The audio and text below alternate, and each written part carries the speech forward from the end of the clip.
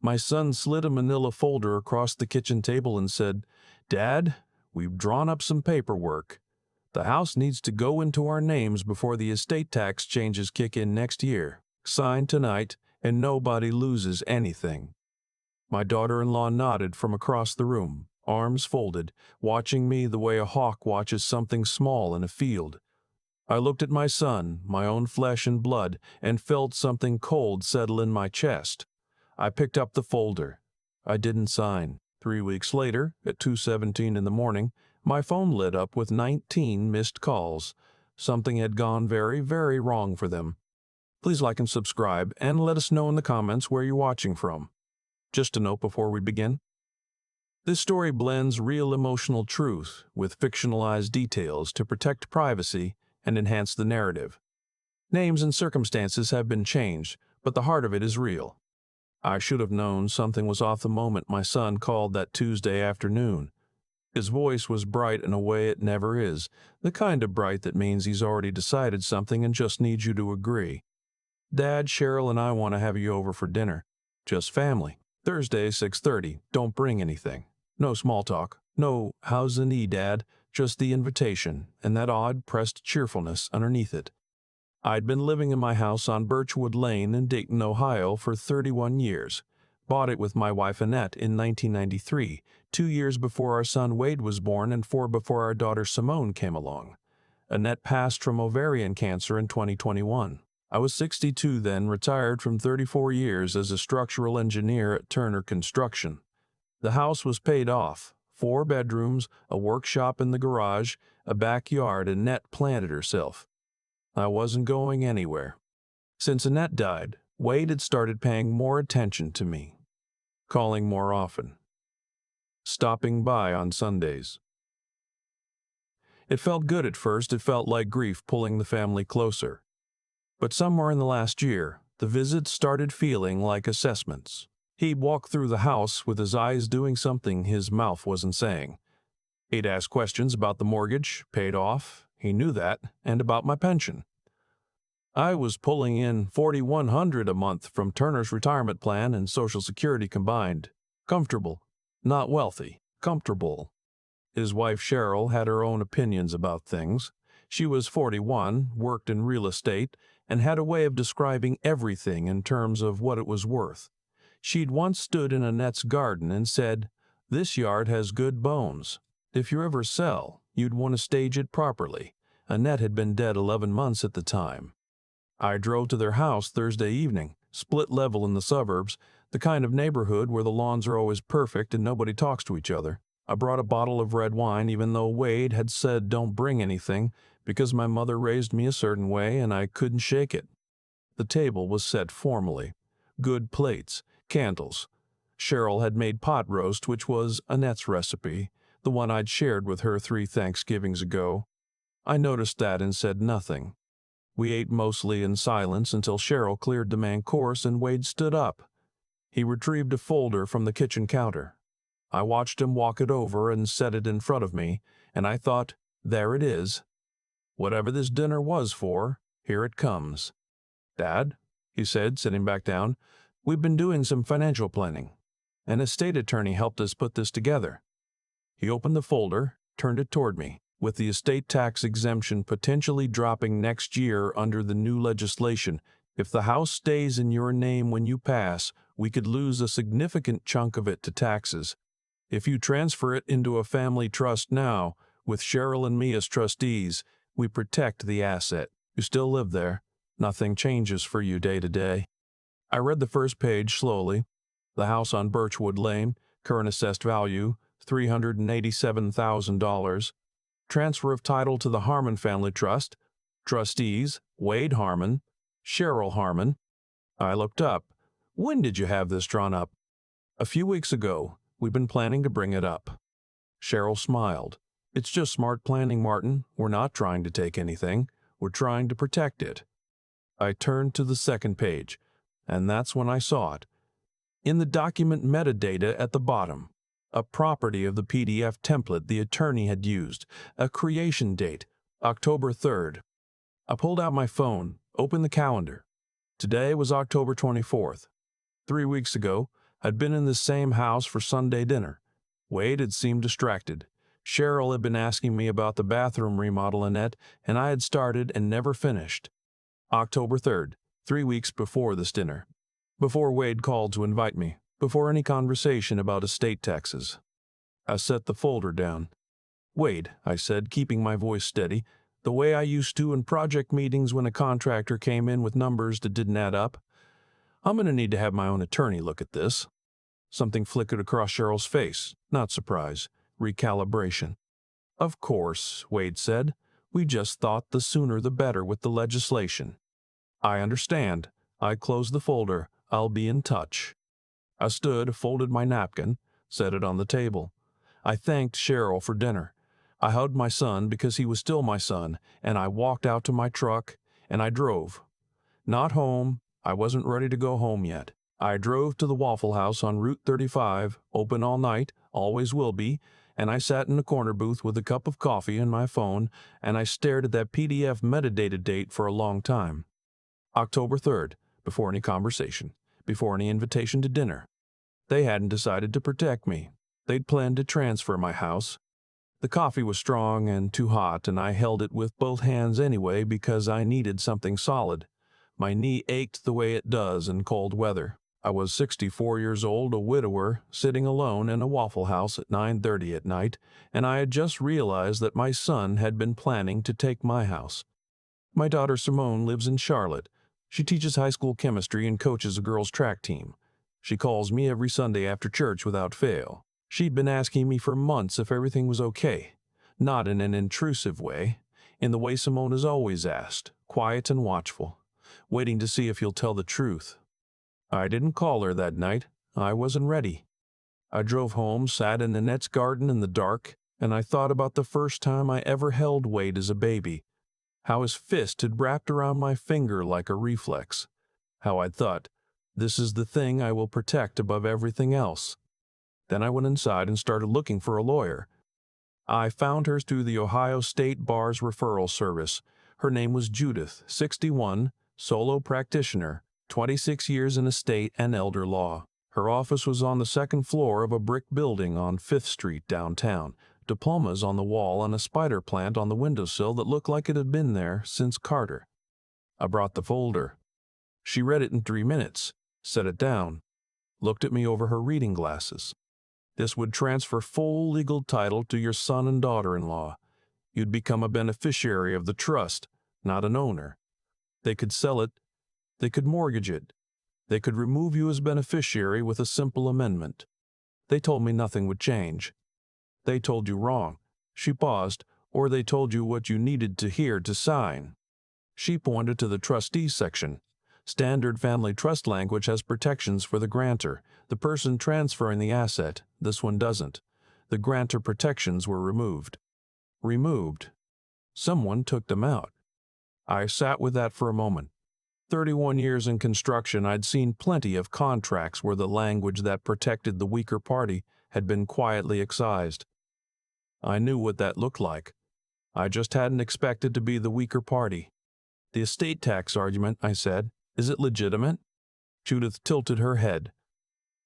"The exemption is potentially changing, yes, but you have a 31-year-old house assessed at $387,000. The current federal exemption is $12 million per individual. You would need a significantly larger estate before federal estate taxes became a real concern." I stared at her. "Ohio has its own estate tax structure," she continued, "but the threshold there has also been raised in recent years.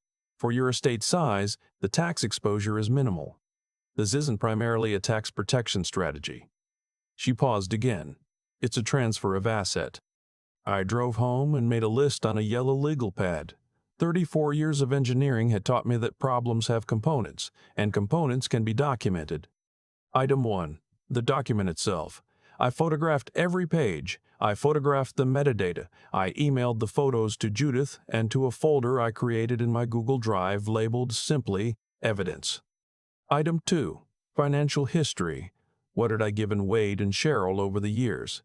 I spent the better part of 2 days logging into my bank account online and going back 5 years. What I found surprised me, not because the individual amounts were large, but because of how many there were. The dental emergency in 2020. Cheryl's car transmission in 2021, right after Annette passed.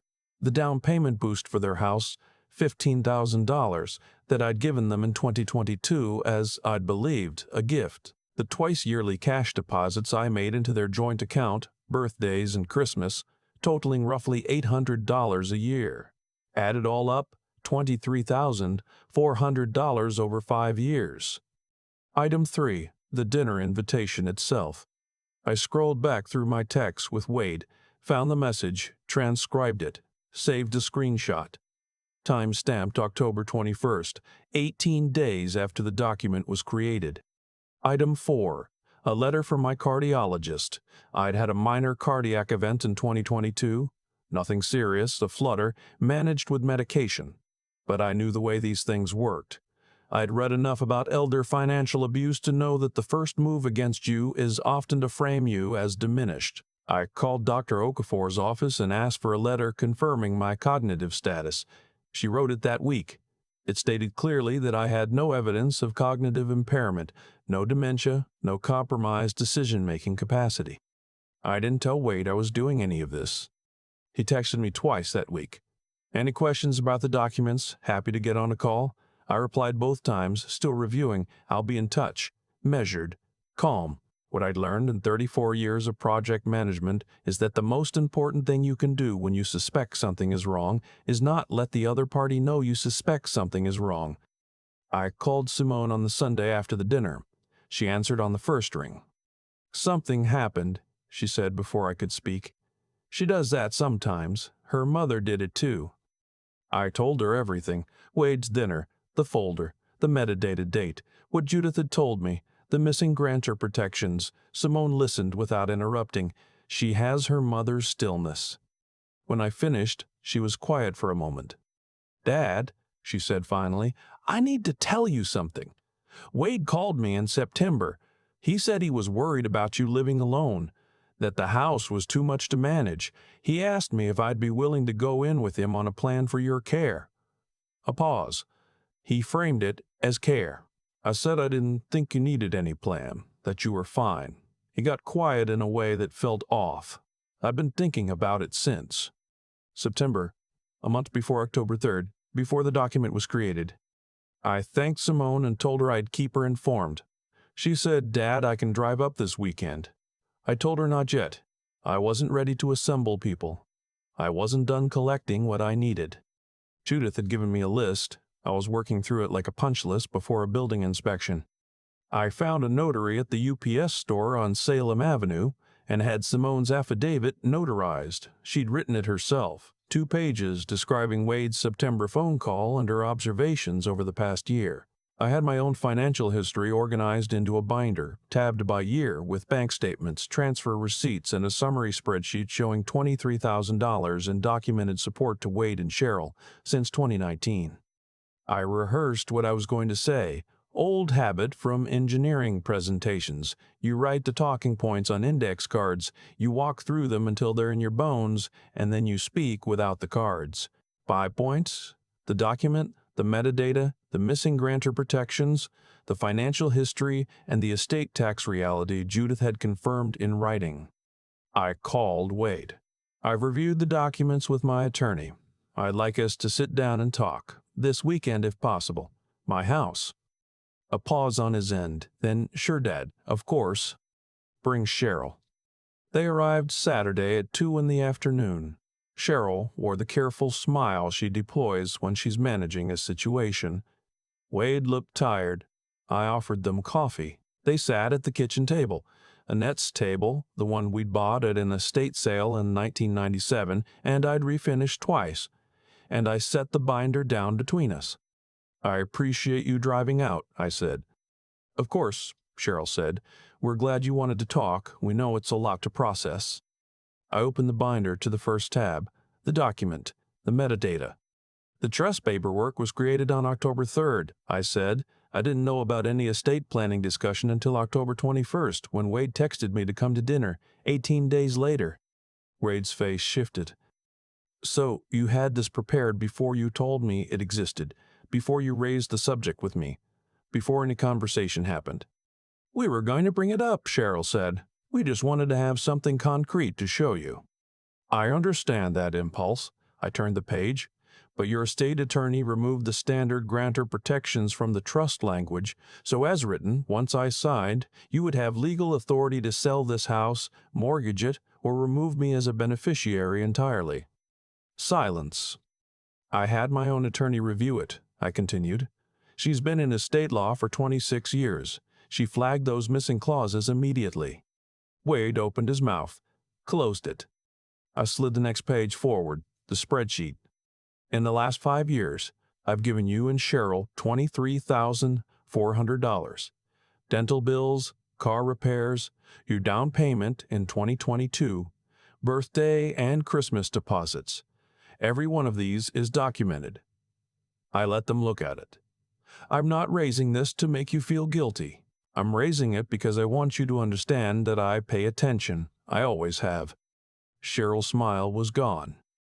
The estate tax argument, I said, is not sound for an estate of my size. The federal exemption is $12 million per individual. My house and my retirement assets combined don't come close to triggering federal estate tax. My Ohio liability is also minimal given current exemption thresholds. Judith put that in writing. I set the letter in front of them. The tax concern was a reason to get me to sign. It wasn't a real concern. The kitchen was very quiet. A car went by outside. What are you saying, Dad? Wade's voice was low. I looked at my son. He was 43 years old. I remembered the way he used to follow me around the backyard on Saturday mornings while I did yard work, handing me tools like a little assistant, proud to be useful. I'm saying I know what this was, and I'm giving you the chance to tell me the truth. More silence. Then Wade exhaled. Long and slow, he put his elbows on the table and pressed his face into his hands. We're in trouble, Dad, he said. It didn't sound like the voice of a man who'd planned something. It sounded like a man who'd been carrying something too heavy for too long and finally put it down. Cheryl looked away, out the window, at nothing. How much trouble? I asked. It came out in pieces over the next 40 minutes. They had bought the house in 2022 at the top of the market. Between the mortgage and the home equity line of credit they'd taken out in 2023 to cover Cheryl's mother's medical bills and 2 rounds of in vitro fertilization, neither had worked. They were carrying $412,000 in debt on a house currently worth $312,000 in debt on a house currently worth $390,000. Underwater. Significantly. Cheryl's real estate business had slowed badly in the last 18 months. Rising interest rates had frozen the market. Her commissions had dropped 60%. Wade was a project manager at a logistics company and made decent money, but it wasn't enough to cover everything, and they'd been juggling minimum payments for 8 months. We thought, Wade said, if we had your house in the trust, we could use it as collateral for a refinance, to consolidate. I sat with that. He continued without me asking. We weren't going to throw you out. I swear to God, Dad, we just thought. He stopped. Started again. We thought if we had it in the trust and we got the refinance, we'd be okay, and then eventually you'd leave it to us anyway and we'd... He stopped again. You'd be okay, I finished. Yes. At my expense. He didn't answer. That was its own answer. I looked at Cheryl. The grantor protections, you specifically had those removed. She didn't deny it. We thought if there were protections in place, it would complicate the collateral use. The attorney said it would be cleaner without them. Cleaner for whom? She said nothing. I closed the binder. I stood up. I walked to the window and looked out at Annette's garden. The chrysanthemums she'd planted the fall before she got sick were still coming back every year. Nobody had told them to stop. I'm 64 years old, I said to the window, to both of them, to no one. I worked 34 years. I paid off this house. I buried my wife in this city. I am not going to sign over my home so that it can be used as collateral for a debt I didn't create. I turned around. But I am your father, Wade, and I need to understand how bad this actually is. Judith connected me with a HUD-approved housing counselor named Alvin, who'd been doing debt restructuring and mortgage counseling in Dayton for 20 years. I called him that Monday.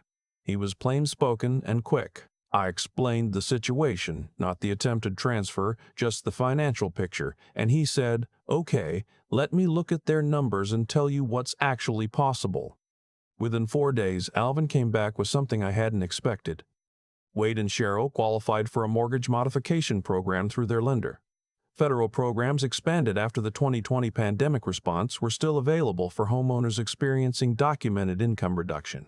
Cheryl's business record showed the 60% commission drop. That was enough to qualify. With a modification, their payments would drop by roughly $600 a month. Not a rescue, but breathing room. They didn't need my house. They needed someone to tell them what options they actually had. I presented it to Wade in a phone call, just the two of us. He was silent for a long moment. We didn't know about that program. "I know. Alvin's going to help you apply. It's not complicated, but there's paperwork, and they need to move on it within the next few weeks." "Dad." "Don't." I said it quietly. "Don't tell me you're sorry yet. Do the modification first, then we'll talk." He did. It took 3 weeks and 7 phone calls to the lender and 1 formal appeal after an initial denial, but Alvin walked them through all of it. The modification was approved. Their payments dropped by $580 a month starting in January. The house on Birchwood Lane stayed in my name. I didn't speak to Wade properly for 6 weeks after that Saturday. Not anger exactly, more like I needed to let the sediment settle before I could see the water clearly. Simone drove up from Charlotte the week after the kitchen meeting, and we sat in the backyard and she didn't say much, just kept me company. That was exactly right. She's known me her whole life. She knew I didn't need words. I filed a formal complaint with the Ohio Attorney General's Elder Abuse Unit, not against Wade, but to create a record. Judith recommended it. If anything escalated in the future, I wanted documentation showing I had flagged it. The investigator who called me was professional and kind, and told me the complaint would be reviewed and retained. That was enough. I changed my estate documents. Everything. Judith drafted a new will. I'd been putting it off since Annette passed, with clear language leaving the house to both Wade and Simone, equally, contingent on specified conditions. I established a durable power of attorney naming Simone as my agent. I set up a revocable living trust with full grantor protections, the real kind, and Judith was named as successor trustee in the event of my incapacity, not Wade, not Cheryl. I told Wade what I'd done. I told him clearly and without apology. He didn't fight it. He said, "That's fair, Dad." And I believed him, not because he'd earned back my complete trust, but because there was a new quality to his voice when he said it. Something quieter, chastened in a way that didn't feel performed. The call I'd been dreading came on a Wednesday night in November at 2:17 in the morning. 19 missed calls. Wade, Cheryl, an unknown number that turned out to be their lender's automated system, flagging a failed payment attempt, a bank processing error, resolved by morning, and 3 calls from their neighbor Dana, who'd seen the lights on at strange hours and wanted to make sure everyone was okay. I almost let them all roll to voicemail. But then Wade called again, and I answered, because he was still my son, and the panic in his voice was real. The payment hadn't gone through because of an error on the bank's end, not on theirs. By 8 a.m., it was resolved, but in those overnight hours, they'd been convinced the modification was unraveling, and they'd panicked, and Wade had called me 19 times. I sat on the edge of my bed in the dark after I finally got the full story, and I thought about what that meant, that when things fell apart at 2 a.m., I was still the person he called. Not with a scheme, with panic, with need. That was different. I was still his father. He was still my son. Neither of those things had changed. What had changed was that I now knew the difference between my love for him and my obligation to him. Those are not the same thing. They had been tangled together for his entire life, and I'd let the tangle stand because untangling it hurt. The hurt was there either way. But now I knew which strand was which. Simone called me the morning after the midnight panic. "Are you okay?" she asked. "I'm better than okay," I said. which surprised me, and I realized it was true. She came up for Thanksgiving. We cooked together in the kitchen. Annette's recipes, the ones I'd learned to make after she got sick, the ones I'd been making alone for 3 years. Wade and Cheryl came for dessert. It was careful and a little formal, and underneath it something was beginning to find its level. Cheryl brought a pie. She'd made it herself, not from a store. She handed it to me at the door and said, "It's not as good as Annette's." And I said, "Nothing is, but I appreciate it." And she nodded, and we both understood something without saying it. Wade and I stood in the backyard before they left. The chrysanthemums were gone for the season, just bare stalks and mulch. He didn't look at me at first. "I told Cheryl we're done with that kind of planning," he said finally. "Good. I'm sorry, Dad. I know that doesn't." He stopped. "I know sorry doesn't fix what I almost did." "No," I agreed. "It doesn't, but it's a start." He looked at me then. "Are we going to be okay?" I thought about the folder on the table, the metadata date, the missing grantor protections, $23,000 over 5 years. I thought about the Mustang. No, that wasn't my story. I thought about the moment I stood in the kitchen and watched Annette plant the first chrysanthemum bulb in that garden and said, "This is home. This is what we're building." "Yes," I said, "we're going to be okay, but it's going to look different than before." He nodded, didn't push it. That was the right thing. I walked back inside, poured a glass of water, stood at the kitchen window and looked at the empty garden. In the spring, the chrysanthemums would come back. They always did. I didn't plant them. I didn't need to. Some things root themselves so deeply that betrayal can't reach them. I'd spent 34 years as an engineer because I believed that good structures, built on honest foundations, with proper supports in the right places, could hold weight that would collapse everything else. I'd believed that about buildings. I was learning, slowly, painfully, at 64 years old, to believe it about myself. The house was mine. My name was on the deed. The trust was properly built, with protections, with clear language, with someone I trusted holding the secondary position. My pension was mine. My will was written the way I wanted it written. I had a daughter who called every Sunday and drove 4 hours when I needed her. I had a son who had made a serious mistake and was, I believed, trying to find his way back from it. Maybe he would. Maybe the distance between what he'd almost done and who I'd raised him to be would be enough to pull him in the right direction. I didn't know. I knew I couldn't make that choice for him. I knew I was done making choices for people who were old enough to make their own. I poured a second glass of water and sat down at Annette's table. I opened my journal to a blank page. I still kept one, paper, pen, old habit from the engineering days when I'd sketch out problems before I tried to solve them. I wrote the date, November 29th. Below it, I almost signed away my home because someone I love asked me to. I didn't. Not because I love him less. Because I finally understand that love and self-preservation are not opposites.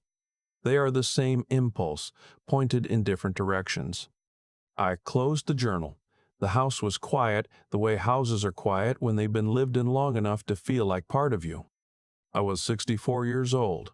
I had a good pension, a paid-off house, a daughter who was steady and true, a son who I was not finished with yet, and a garden that came back every year without being asked. It was more than enough. It was everything. I think about the chrysanthemums a lot. Annette planted them the fall before she got sick, and they came back every year after she was gone, without anyone asking them to, without anyone tending them in any deliberate way. They just kept returning. That's always struck me as something worth paying attention to. When Wade slid that folder across my kitchen table, he wasn't thinking of himself as someone doing harm.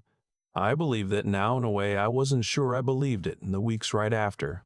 He was a man who had made a series of bad decisions, found himself underwater, and reached for the nearest thing that looked like solid ground. That had happened to be my house, my life, 31 years of it, said something about how far the panic had taken him from the person I'd raised him to be. But panic is not the same as malice. Understanding that distinction took me longer than I'd like to admit. What I know is this. The outcome of that situation came down to three things that I either had or had to find in myself under pressure. The first was honesty, with myself before anyone else. The moment I saw that metadata date, October 3rd, I could have constructed a story where it was innocent, where Wade had just been proactive, just been planning ahead, just been trying to help. I watch people do that their whole lives, build the more comfortable explanation and live inside it until reality forces the door. I didn't let myself do that.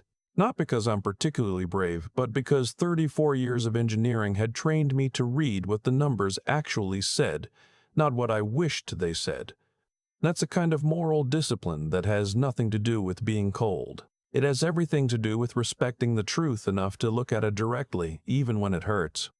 The second was using my head. When Judith told me the grantor protections had been removed, I didn't react. I documented. I organized a binder with tab sections.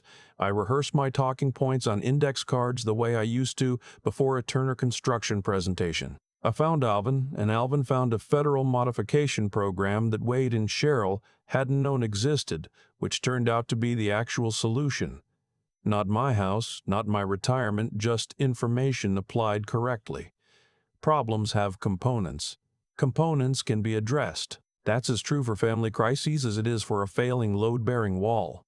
The third was not giving up when it would have been easier to give in. I could have signed that folder at the dinner table to avoid the discomfort. People do that every day, surrender something essential because the alternative feels too hard, too painful, too much like a fight they don't have the energy for. I didn't sign. I walked out. I spent weeks building a case in a hotel. No, that was someone else's story. I spent weeks building documentation in my own home, in my own kitchen, at a net stable. The stubbornness required to do that is not spite. It is the knowledge that some things, once surrendered, do not come back. Wade paid a real price. So did Cheryl. Not the price of punishment, but the price of consequence, which is different and more honest. The modification helped them, but they still had to do the work of rebuilding what their choices had cost. That's how cause and effect actually operates, not as cruelty, but as accuracy. The chrysanthemums are going to come back in the spring. My name is still on the deed. And I am still my son's father, which means I still hope for him, even as I hold the line. That's the only way I know how to love someone without losing myself in the process.